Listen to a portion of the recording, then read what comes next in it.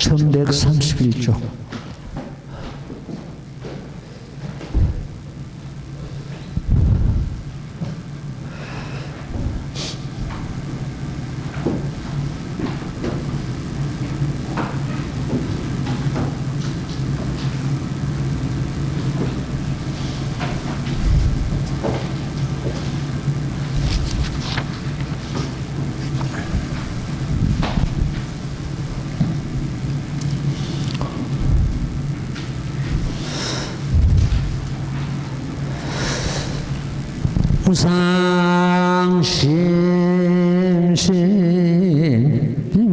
우상심심묘가 백천만근련정 아가문경득수지 운해열애치시니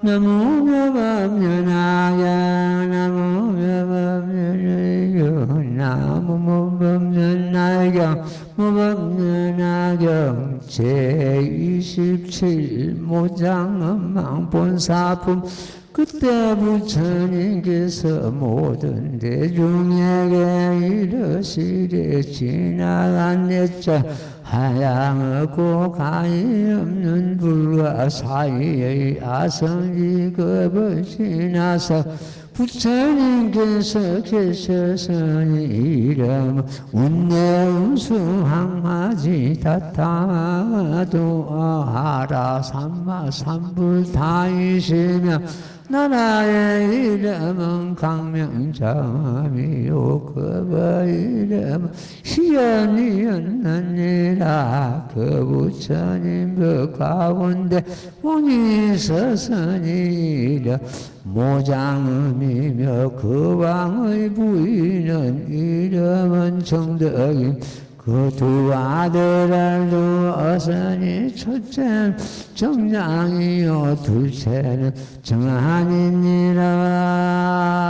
나무묘법연하경.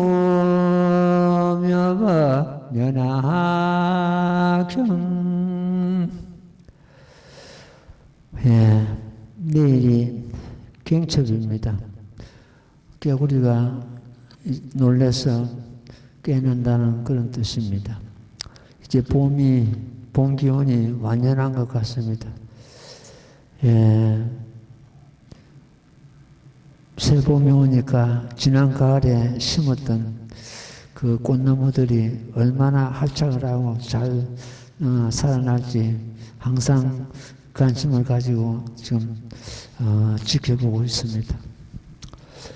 오늘은 그 묘장엄만 본사품을 가지고 공부를 하도록 하겠습니다. 앞에 제23 야강보살 본사품, 여기 또 모장엄만 본사품 이렇게 명칭이 붙습니다. 본사품은 과거 생의 보살들이 이 묘법을 수행하고 보살들은 해가던 그러한 사연을 담은 그런 경우를 갖다가 본사품이라 합니다. 보살들이 행하던 그런 사연입니다. 이 본사품이라 하고 부처님께서 과거생에 행하시던 일을 갖다 본생담이라 그럽니다. 본생담이라는 경전이 별도로 있습니다. 이 이제 본사품은 그 보살들이 행하던 그러한 사연입니다. 앞에는 그 23 야광보살이 이제 행하던 그런 사연이었고, 지금 여기서는 모장엄망이 과거생에 보살들을 행하던 그러한 사연이 담겨 있습니다. 그래서 본사품이라 이렇게 됩니다. 그때 부처님께서 모든 대중이 이르시되 지나간 애적 한량하고 가이하는 불화사의 아선직업을 지나서 부처님께서 계셨으니 이름이 운내음수왕하지 다타가도 아라 삼무사무다이시며 이렇게 나옵니다. 운내음수왕하지 부처님께서는 그 음성이 마치 구름에서 우레소리가 나는 것처럼 우렁차다는 그런 의미를 갖고 있습니다. 그런 부처님이죠. 다타 아가도는 인도 물론 원어민입니다. 원어민인데 우리말로 하는 것도 뭐 열애, 아란, 열애 은공, 아란 은공이 되겠죠. 산물타, 열애 은공 정변지죠. 산물타 이렇게 됩니다. 열애 10호 중에서 앞에 놓는 열애 은공 정변지 이것이 여기서 다타가도 아라 산물타이시며 이렇게 나옵니다.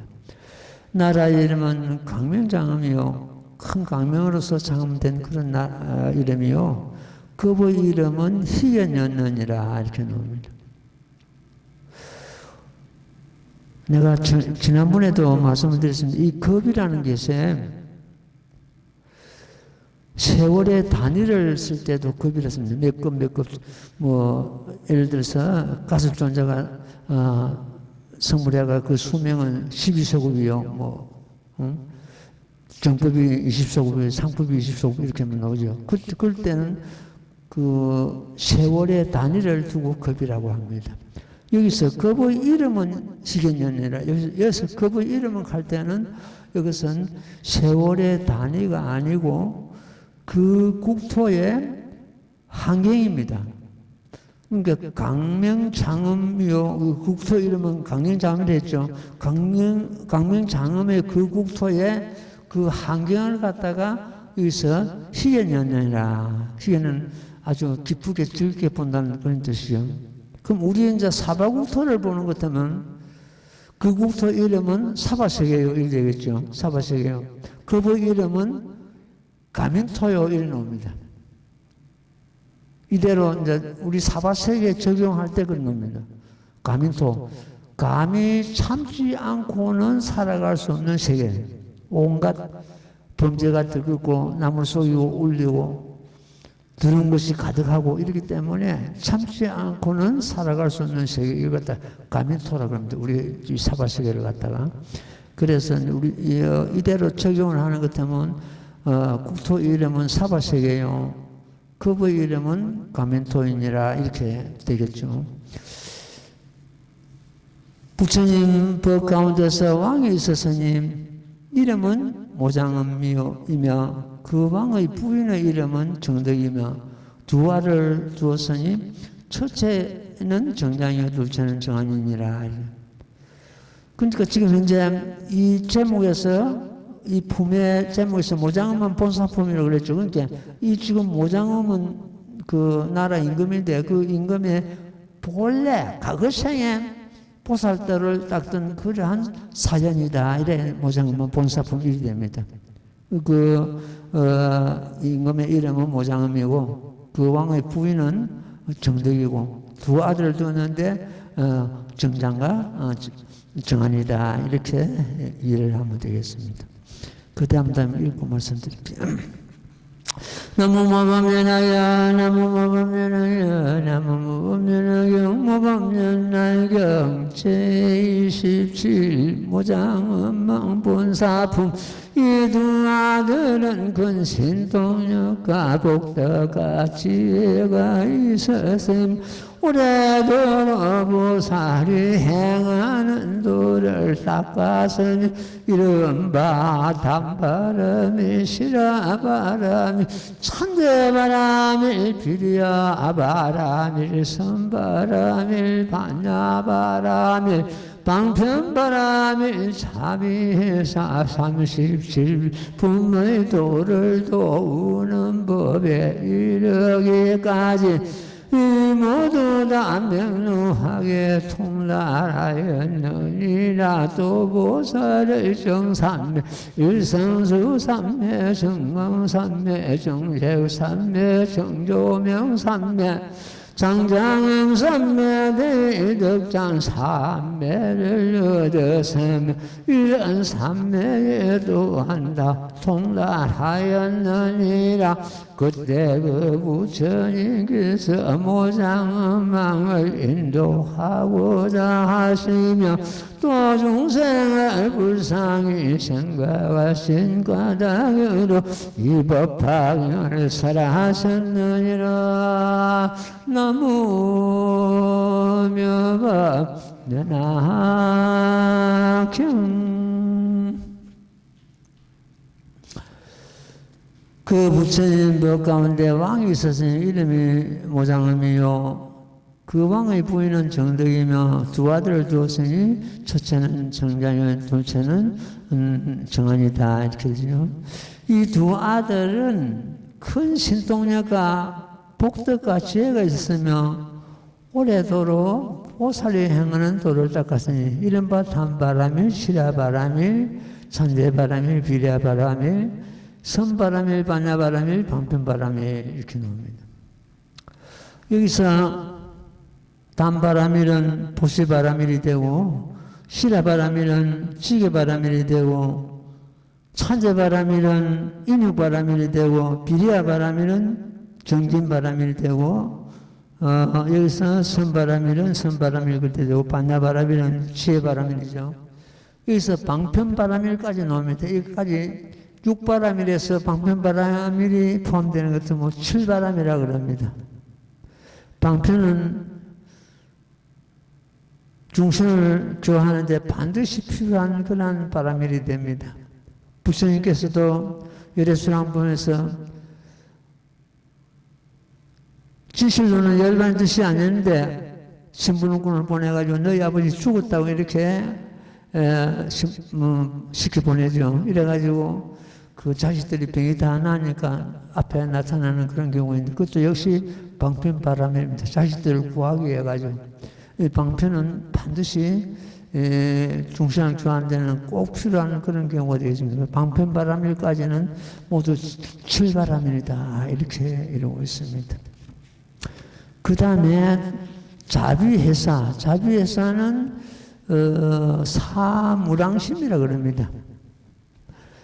중생을 갖다가 항상 사랑스럽게 생각하는 거, 내가 기뻐하는, 따라서 기뻐하는 그런 뜻이죠. 어떤 중생이 고통을 받고 아프면은 같이 슬퍼하고 하는 바람이에요. 중생이 성근을 심는 것을 보는 것처럼 따라 기뻐하는 바람이에요. 중생을 교화하는데 이 사바람에는 반드시 필요합니다. 이 자비회사 사무랑심은 보살도를 닦는 데는 반드시 필요한 그런 경우가 됩니다. 자비회사는 중생을 이때에 이익을 끼치는 것이 무랑하다는 그런 뜻이 되겠습니다. 37품의 도를 도우는 법이네. 이 37조도품이라고 합니다.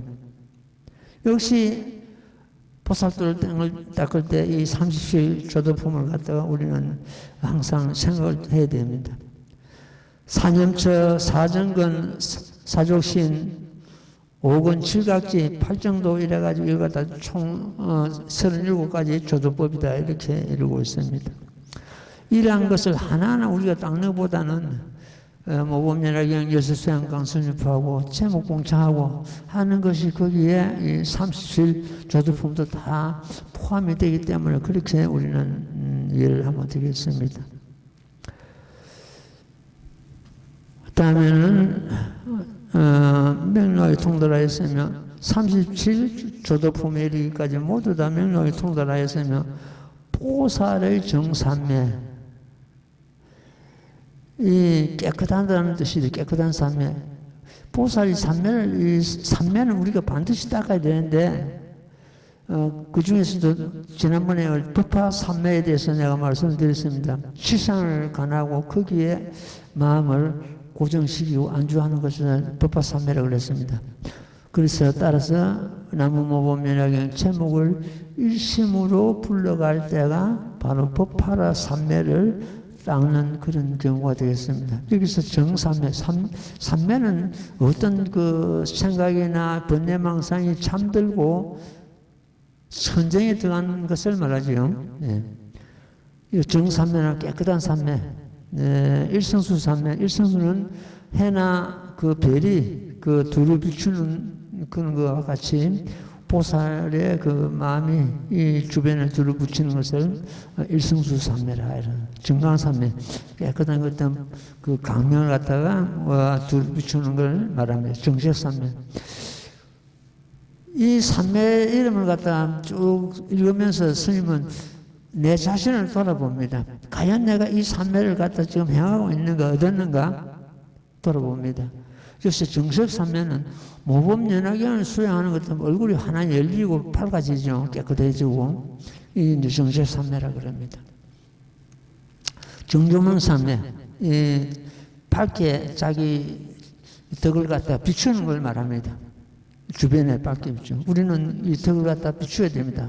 깨끗하고 밝은 덕을 갖다가 주변을 비추는 것 갖다가 정조명산매. 장장은산매. 장장은산매는 어떤 공덕을 갖다가 길이 그 참 장엄한 걸 의미하고 있습니다. 청정함을 장엄한다는 뜻이 되겠죠. 그 다음에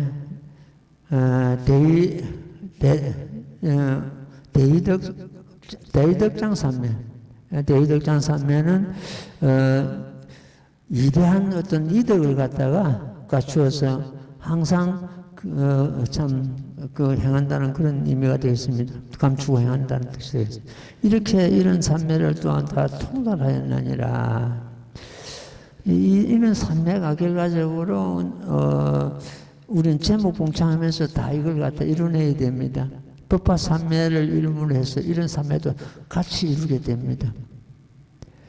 법화 산매는 우리 법화 행자들이 반드시 닦아야 되는 그런 하나의 과정이죠. 근데 별도로 법화 산매를 닦는 것보다는 제목을 일심으로 불러갈 때가 법화 산매를 얻는 때가 되겠습니다. 그때 그 부처님께서 모장엄망을 인도하고자 하시며 또 중생을 불쌍히 생각하신 까닭으로 이 법화경을 설하셨느니라. 운임승왕 부처님께서 그 나라에서 법화경을 지금 설하셨는데 이것은 순전히 이 모장엄망을 이 법으로 인도하시고자 설하셨다는 그런 뜻이 되는데 왜 그런가 하면 그 나라의 임금을 갖다 이 법으로 인도함을 해서 백성들이 따라 이 법으로 전부 들어오기 때문에 임금 한 사람을 교화하는 것이 가장 참 중요한 일이 되고 막 이렇겠죠. 이래서 모장엄을 위해서 법화를 설하셨다 이렇게 하고 있습니다. 예, 그 다음 때문에 읽고 설명드릴게요. 나무모범면하여 나무모범면하여 나무모범면하여 모범면나의경 제27 모장엄망 본사풍 그때 정장과 정한 두 아들 그 어머니 처소에 가서 열 손가락과 손바닥 합장하고 아리어 말씀하되 문화옥건대 어머니께서는 운대음수 항아지 부처님 계신데 나아가소서 저희들도 또한 마땅히 모시고 와서 친근하고 공양하고 예배하오리다. 왜냐하오며 이 부처님께서 일체 하늘과 사람 그 대중 가운데서 법화경을 설하시오니 마땅히 듣고 받으옵소서. 어머니가 아들이 일러마서마되 너희 아버지는 예도를 믿고 받아서 바라문법에 깊이 탐착하시니 너희들은 응당 아버지께 가서 여쭈어 함께 가도록 하여라. 정장과 정한이 열 손가락과 손바닥을 합장하고 어머니께 아뢰기를 저희들은 바로 법왕의 아들이고 그러나 이런 살된 계내를 가진 집에 태어났나이다. 나무가 연하경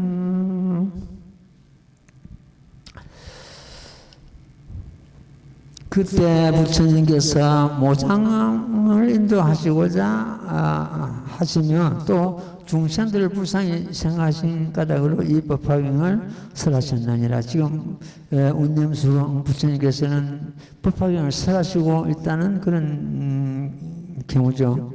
이때 정장과 정한 두 아들은 그 어머니 처소에 가서 10손가락과 손바닥을 합장하고 아래에 말씀하되 원하건대 어머니께서 운념수하지 부처님 계신 곳에 나아가셔서 저희들이 또한 마땅히 모시고 가서 친근하고 공양하고 예배하오리다. 왜냐하면 이 부처님께서 일체 하늘과 사람과 대중 가운데서 법화경을 설하시오니 마땅히 듣고 받아옵소서.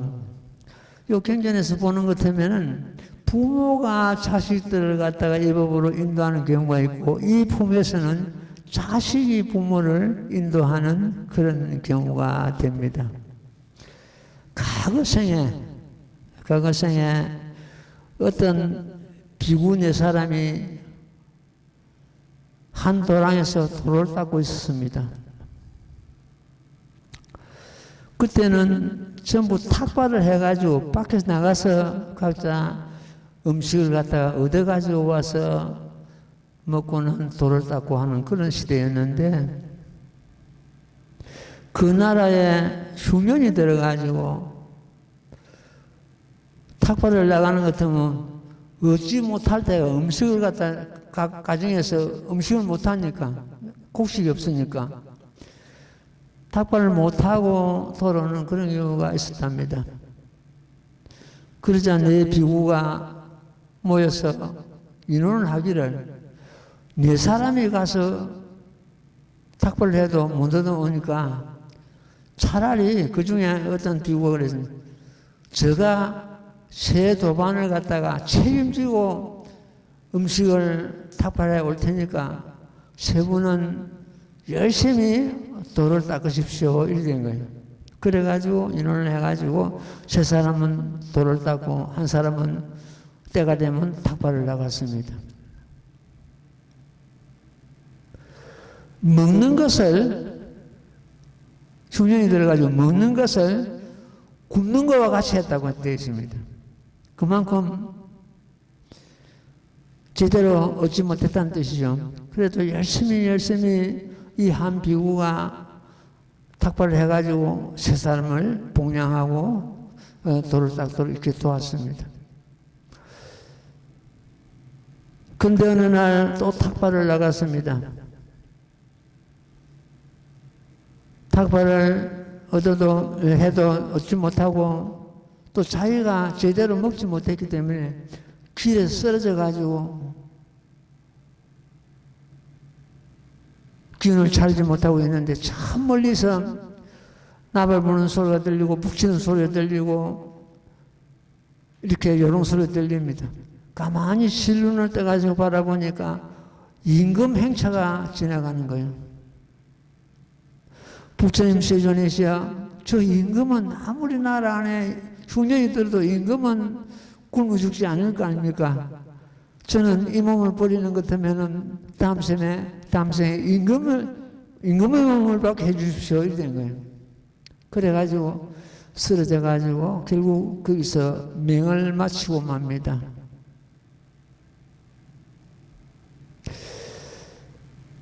그 반면에 이 한 사람이 열심히 봉양하고 탁발해가지고 거둔 덕분에 세 사람은 돌을 깼습니다.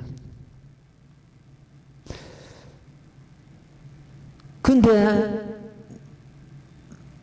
굶어 죽어가면서 길에 쓰러져 죽어가면서 다음 생에 임금의 몸을 받게 해달라고 이렇게 간절히 원을 세웠기 때문에 날 때마다 임금의 몸을 받습니다. 근데 이 세 사람은 돌을 통해 가지고 날 때마다 또 법화경을 만나고 수행하고 이렇게 되겠죠. 인원을 합니다. 지금 저 임금이 그동안에 늘 임금 몸을 받았기 때문에 지금은 이제 마지막 그 자기가 탁발해가 세 사람을 갖다가 봉양했기 때문에 그 공덕으로 인해 가지고 날 때마다 임금 몸을 받았는데 금생에 저희 임금 몸이 마지막 임금이요. 다음 생에는 임금 몸을 못 받고 아주 안 좋은 그런 몸을 받게 되는 그런 경우였답니다. 그러니까 세 사람이 논해가지고 우리가 저 임금을 금생에 건지지 못하는 것도 뭐 건질 길이 없다. 우리 세 사람을 건져야 된다. 저 세 사람의 힘을 합해가지고 저 세 사람을 저 임금을 갖다가 제도해야 된다. 이래가지고 한 사람은 부인의 몸을 받고 두 사람은 자식의 몸을 받아가지고 그 임금 마지막 임금 몸을 받은 그를 갖다가 이 법으로 제도해가지고 그야말로 북센법을 받아들이게 하는 그런 경우가 이 모장엄망 본사품입니다. 그 탁발하다가 굶어 죽은 그 사람이 여기서는 모장엄으로 계속 왕으로 태어났기 때문에 모장엄으로 태어나고 그 세 사람 중에서 한 사람은 모장엄의 그 왕비로 태어나고 두 사람은 그 왕자로 받아 몸을 받아가지고 그 아버지를 제도하고 이 법으로 인도하는 그러한 과정이 바로 이 모장엄한 본사품이다. 이렇게 이해를 하면 되겠습니다. 지금 여기서 보는 것 같으면은 저희들은 이 두 아들이거든요. 저희들은 바로 법왕의 아들이거든요. 법왕의 아들은 부처님 아들이거든요. 이런 삿된 계내의 집에 태어난 나이들. 임금집에 왕자로서 몸을 받은 사람이 이런 삿된 계내를 가진 집에 태어났다니다. 왜 그러냐? 그 아버지가 이 불법을 들어오지 않고 그 바라문법에 바라문법은 저 인도에 지금 그 상류층이 믿고 따르는 그런 법인데 하나의 예도입니다.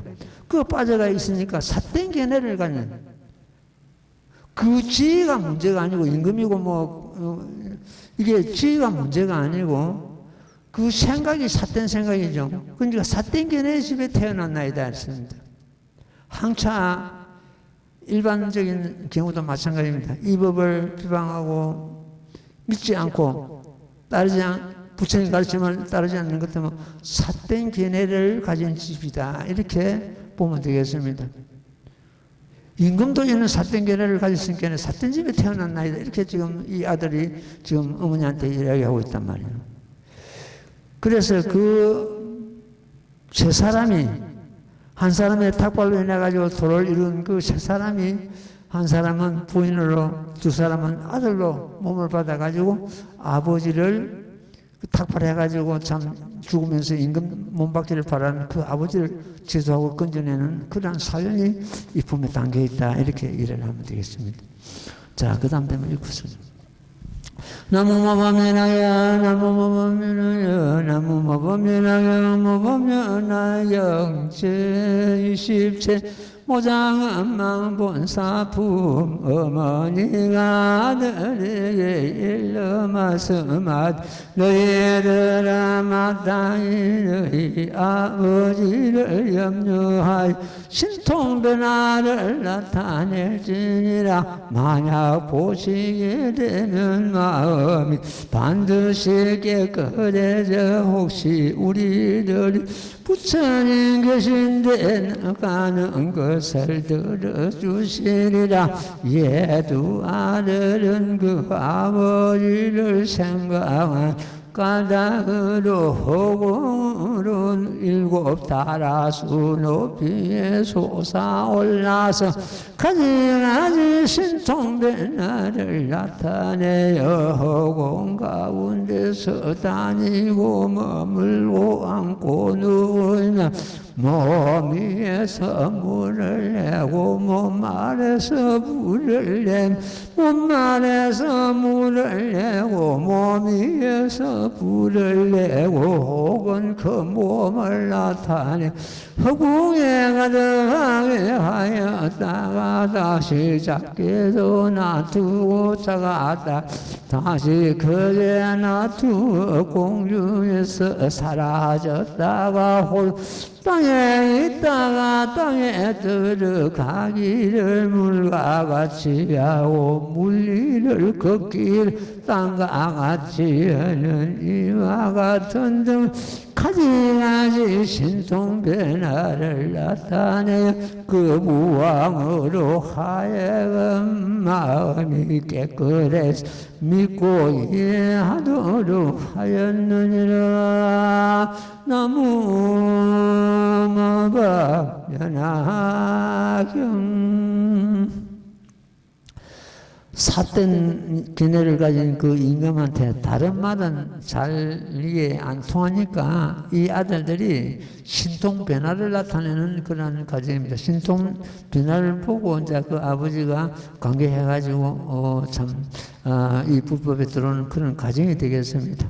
몸에서 막 물을 내고 불도 내기도 하고 물리를 걷기를 땅과 같이 하고 땅에 스며들기를 갖다가 물과 같이 하는 그런 신통변화를 보이니까 아버지가 이제 비로소 도대체 너희 이 스승은 누구냐? 누구의 제자냐? 이래가지고 그 참 아들 그 신통변화를 보고 한의하는 그런 마음을 일으켜가지고 보리심을 일으키는 그런 경우가 되겠습니다.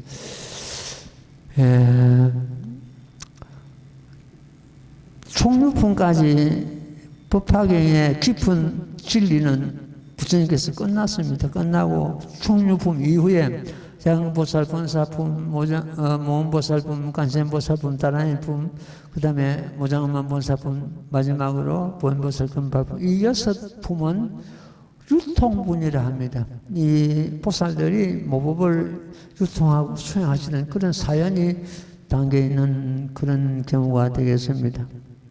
이 큰 보살들이 행하던 걸 우리가 지금 모르고 지내가는 그런 수가 많습니다. 맞는데 오늘은 그 부구사 석굴암 이야기하고 조금 지나가겠습니다. 옛날 신라인 김대성은 751년이라고 되어 있는데 경덕왕 신라경덕왕 그 10년에 현세 부모를 위해서 부구사를 창건했다고 되어 있습니다.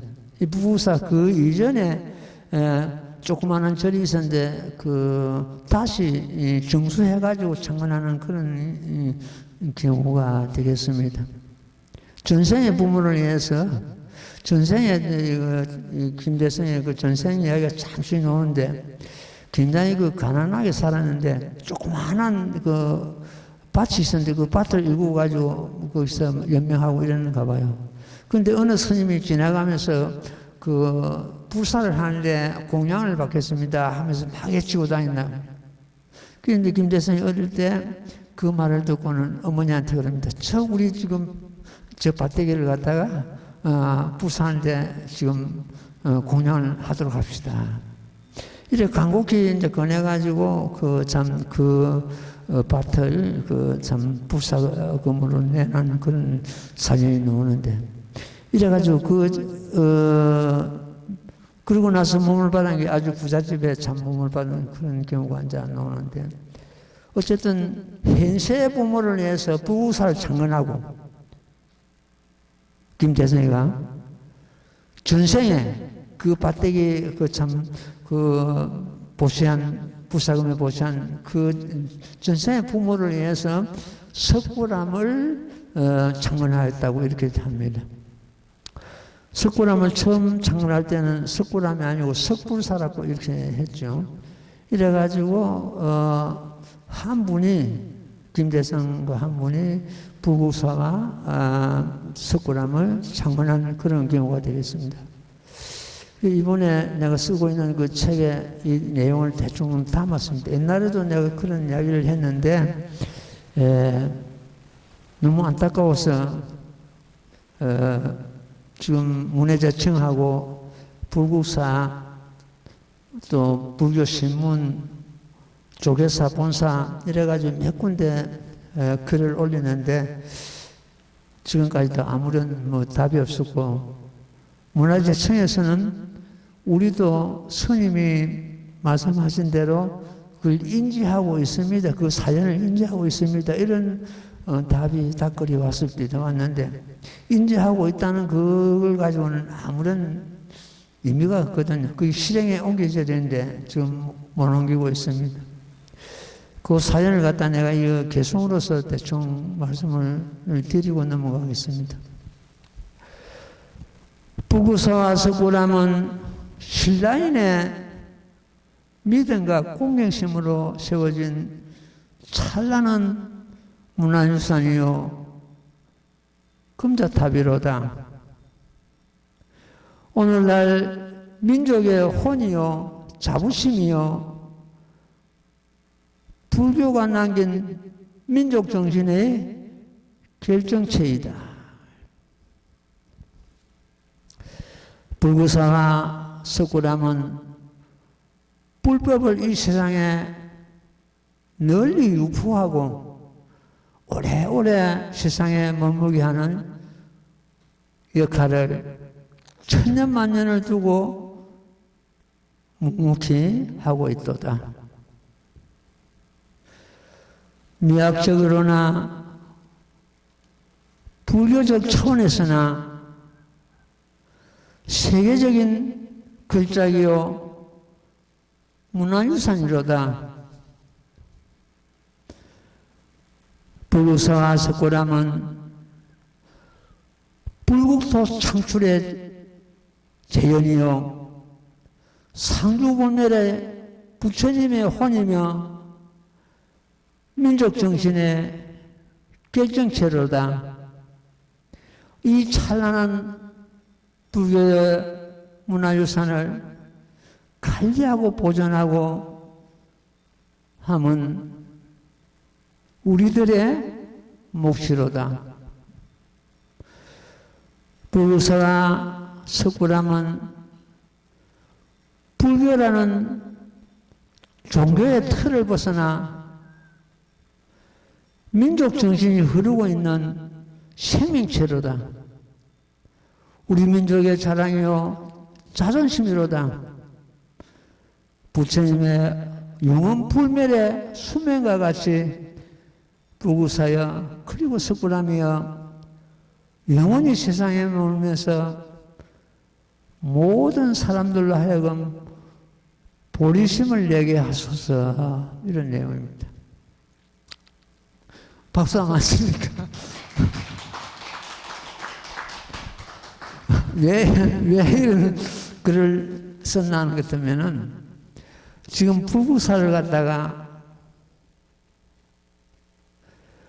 순수한 법화도랑이라고 보는 사람이 거의 없기 때문에 안타까워서 그렇습니다. 몇 년 전에 거기에 관계되는 스님들 그리고 또 학자들 이런 분들이 전문 또 어떤 지식을 가진 문화재 지식을 가진 그런 분들이 모여가지고 토론을 했는데 그럼 불구사는 무슨 도랑이냐 이렇게 토론을 가졌는데 결론이 나기를 이 스님들 그 신문 내용을 보고 지금 하는 말입니다. 종합도랑이다 이렇게 결론을 내가 신문에 놨습니다. 깜짝 놀랐습니다. 스님. 종합도랑이라는 그런 단어가 이 불교에 어디 있는가? 그 내용을 살펴보는 것입니다. 중앙에 대웅전이 모셔져 있고 역시 대웅전 안에 석가모니 부처님이 모셔져 있습니다. 그 앞에 석등이 있고 그 앞에 좌측에 다보탑, 우측에 무영탑이에요. 석가탑이죠. 건립되어 있습니다. 어느 도랑이든지 대웅전이 중심입니다. 대웅전은 분명히 법화경 정신을 담고 있는, 법화경 견보탑 보면 그대로 담고 있는 걸 갖다가 누구나 거역할 수 없습니다. 현실이 그러니까. 그런데 종합도랑이라고 결론을 내린 전애들 보는 것 때문에 뒤에는 대웅전 바로 뒤에 무설전이 건립되어 있습니다. 무설전은 그 법화경 불국사 그 다른 부속 건물 중에서 제일 먼저 건립됐다고 됩니다. 그동안에 몇 번 무너졌는데 또 다시 중수하고 이때가 현재 지금 이제 그렇게 되어 있겠죠. 무설전은 뭡니까? 법을설하는 곳입니다. 법을 설하되 설한 바가 없다는 뜻이거든요. 일체 어느 도단을 의미하고 있습니다. 진리는, 구기의 진리는 일체 어느 도단입니다. 그 정멸이거든요. 그래서 무설전 뒤에 비로자나전이 건립되어 있습니다. 비로자나전은 한경의 법신부를 의미하고 있습니다. 그 비로자는 전 위에, 한켠 위에 간음전이 건설되어 있습니다. 간음신앙을 의미하죠. 그 다음에 대웅전 오른쪽 아래켠에 극락전이 건설되어 있습니다. 극락전은 정토 삼부경, 문왕수경 의미하고 있습니다. 서방 극락시계를 의미하고 있죠. 그러니까 그 학자들이 대웅전을 보니까 법화경이요, 뒤에 비로자나전을 보니까 환경이요, 위에 간음전을 보니까 간음신앙이요, 또 아래편에 극락전이 모셔져 있으니까 정토 삼부경이요. 그러니까 종합도량이다 이렇게. 스님의 뜻은 그렇지 않습니다. 법화경은 8만 대장경을 전부 수용하고 융습합니다. 받아들입니다. 마치 바닷물이 온갖 물을 받아들이고 융습하는 것과 똑같습니다. 비로자나전 한경도 가는 그 신앙은 지금 법화경 제25 관세음보살 법문품 그 자체 아닙니까? 역시 법화경 그 자체입니다. 그 다음에 밑에 무랑수경을 위주한, 정토 삼부경을 위주한 극락전도 전부 흡수하고 받아들이고 융습하고 있다. 그걸 의미하기 위해서 이렇게 세워놨는데 종합도량이다 이렇게 결정을 내렸습니다. 법화경은 모든 법을 전부 융습하고 받아들인다. 마치 바닷물이 온갖 물을 받아들이듯이 이렇게 이분 글에서 그걸 밝히고 있습니다. 그 다음에 또 하나는 석굴암. 석굴암은 김대성 보살이랍니다. 보살이 전생의 부모를 위해서 그걸 창문했다고 되어 있죠. 그러면은 불국사도 그렇고 석굴암도 그렇고 한 사람이, 한 분이 창문을 했습니다. 그럼 불국사가 법화경 정신을 담고 있다면 석굴암도 마찬가지입니다. 석굴암은 서품에 부처님께서 문화경을 설하시고 동쪽으로 18,000부소를 강면을 놔두시는 그 대목입니다. 그 대목인데 뒤에 부처님 본전물 뒤에 간센보살 상이 모셔져 있는데 그 간센보살 그 상 하나만 해도 국보급입니다. 세계적인 문화유산에 유네스코 문화유산에 등록되어 있는 게 우리 석굴암입니다. 내가 아까 개성에서 말씀드린 데와 같이 우리 민족의 그 참 자존심이고 자부심입니다. 세계적으로 지금 석굴암 그 불상만은 그런 불상이 없습니다. 생명이 흐르고 있습니다. 지금도. 근데 그 석굴암 본尊불을 갖다가 아미타불이다 하는 학자가 나타났습니다. 그것도 역시 내가 신문상에서 봤습니다. 왜 그런가 하니까 뒤에 관세음보살 상인이 모셔져 있기 때문에 그렇다. 이렇게. 관세음보살은 그 아미타 부처님 좌쪽에 시하는 그런 보살이죠. 우측에는 대시보살이고. 대시보살, 관세음보살이 모셔져 있으니까 아미타 부처님이다. 이렇게 이야기를 했습니다. 나는 그 사람에게 묻고 싶습니다.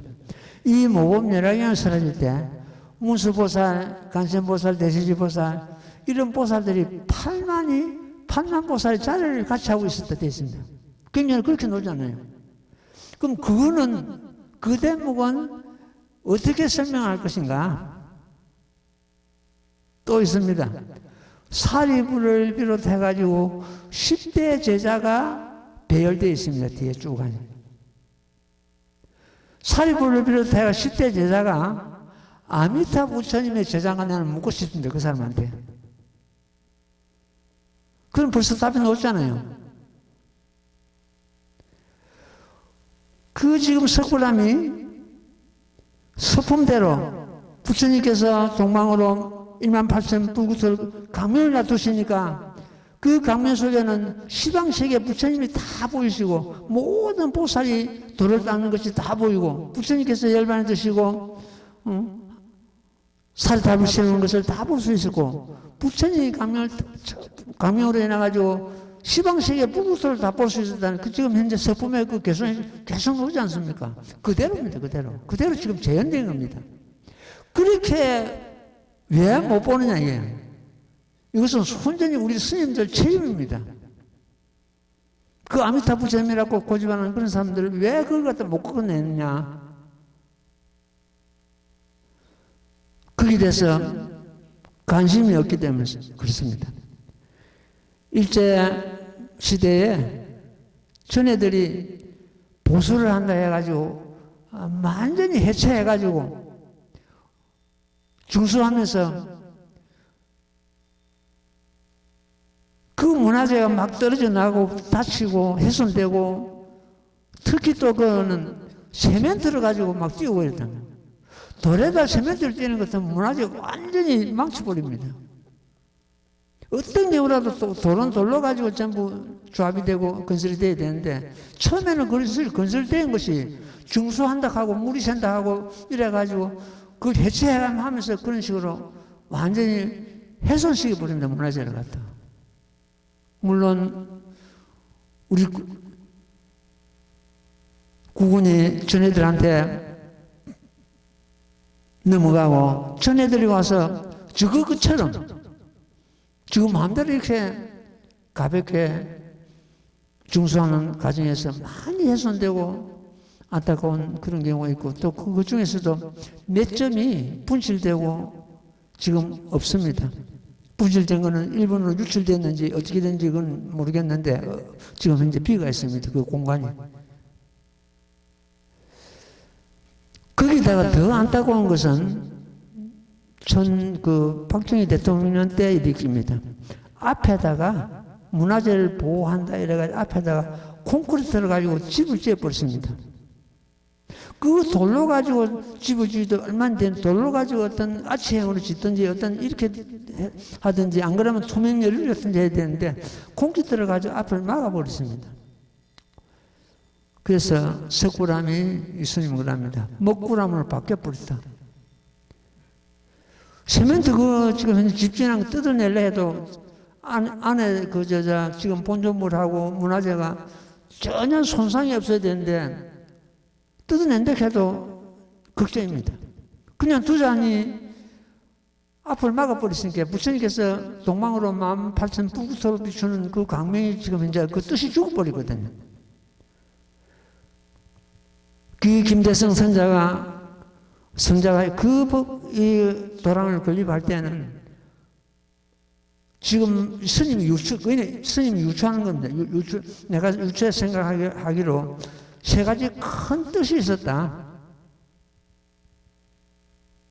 하나는 신라국을 완전히 불국토로 장만한다는 뜻이 있고, 하나는 법화경 서품대로 건립되어 있기 때문에 법화경이 이 국토에 널리 유포되고 간섭 유포되고 영복구조하는 그런 정신이 담겨 있고, 하나는 동쪽으로 보고 있지 않습니까? 동쪽에 그 당시 저 회군들이 계속 배를 타고 와가지고 사람 납치하고 문화재 훔쳐가고 재물 훔쳐가고 노락질을 계속하고 있었기 때문에 부처님의 자비광명으로서 저 외인들의 침범을 노락질을 좀 막아주십시오. 그런 염원이 담겨 있었다.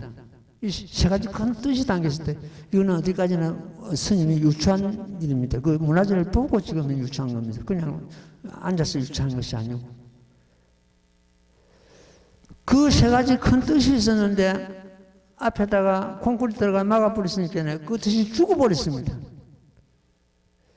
부처님께서 동쪽으로 광명을 놔두시는 그 대목은 동쪽에서 해가 뜨는 것, 동해 받아서 해가 뜨는 것 때문에 부처님 미간백호에 와서 딱딱 되어 있습니다. 그러면 미간백호에서 다시 역광을 하는 거예요.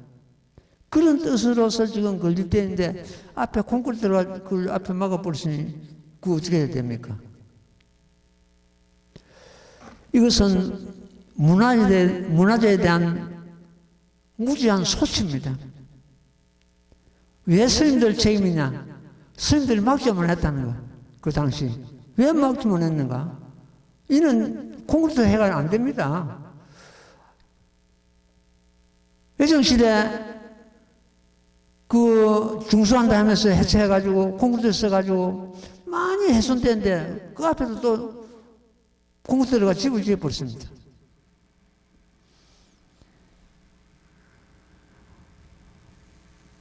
그래서 이 찬란한 문화재를 갖다가 우리들이 많이 훼손시키고 그 뜻을 갖다가 완전히 묵살시켜버렸다. 그래서 내가 이런 개성을 지어가지고 이번에 새로 나오는 책에다 담아가지고 다른 사람들 좀 알게 하고, 그렇구나.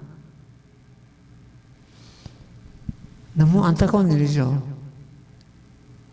우리나라의 대표적인 그런 문화재가 아니고 세계적인 대표적인 문화재입니다. 지금 현재 석굴암은.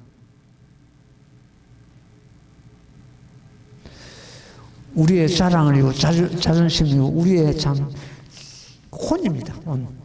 근데 그렇게 우리 스스로가 그걸 갖다 모르고 저렇게 훼손시켜버리니 너무너무 안타깝고, 뒤에 후손들에게, 뒤에 후대 우리 참 민족에게 큰 우리가 부끄러움을 남긴 그런 경우가 되겠습니다.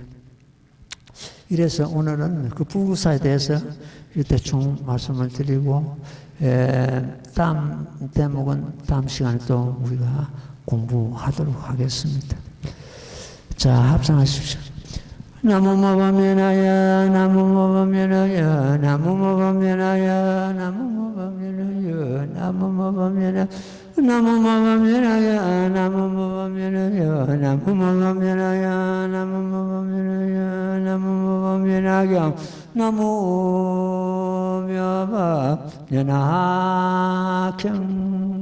성불하십시오. 예, 질문 있으면 질문 받아보겠습니다.